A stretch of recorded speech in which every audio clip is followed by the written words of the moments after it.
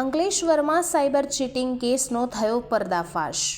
અંકલેશ્વર શહેરમાં સાયબર ચીટિંગના કેસમાં મહત્વપૂર્ણ ખુલાસો થયો છે। સમન્વય પોર્ટલ પર નોંધાયેલી સાયબર ફ્રોડ પ્રવૃત્તિમાં ઉપયોગમાં લેવાયેલ એકાઉન્ટન્ટના ડેટાનું વિશ્લેષણ અંકલેશ્વર શહેર એ ડિવિઝનના એએસઆઈ અમરસિંહ દ્વારા કરવામાં આવી રહ્યું હતું।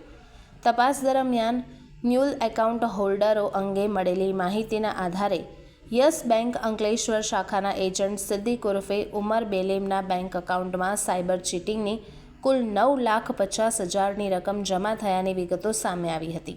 જે આધારે પોલીસે જીતાલી ખાતે આવેલી ડ્રીમ સિટી સોસાયટીમાં રહેતા સિદ્દીક ઉર્ફે ઉમર બેલેમની ધરપકડ કરી હતી।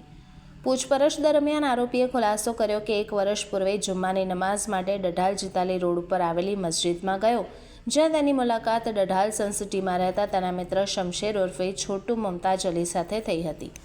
શમશેરે તેને સાયબર ચીટિંગથી મળનારી રકમ અને તેના યશ બેંકના એકાઉન્ટમાં જમા કરાવવા બદલ 30,000 રૂપિયા કમિશન આપવાની લાલચ આપી હતી। ત્યારબાદ શમશેરે સિદ્દીકના એકાઉન્ટમાં કુલ રૂપિયા 9,50,000 ટ્રાન્સફર કરાવ્યા હતા, પરંતુ આરોપી મિત્રએ કમિશનની રકમ ચૂકવ્યા વિના જ આ રકમ ઉપાડી લીધી હતી। રકમ ઉપાડવા માટે શમશેરે ઉધના ખાતે રહેતા તેના મિત્ર મોહમ્મદ નાઝીરનો સંપર્ક કર્યો અને 3 લાખ રૂપિયા તેને આપ્યા બાદ બાકી રકમ પોતે ખર્ચી નાખી હોવાનું સામે આવ્યું છે।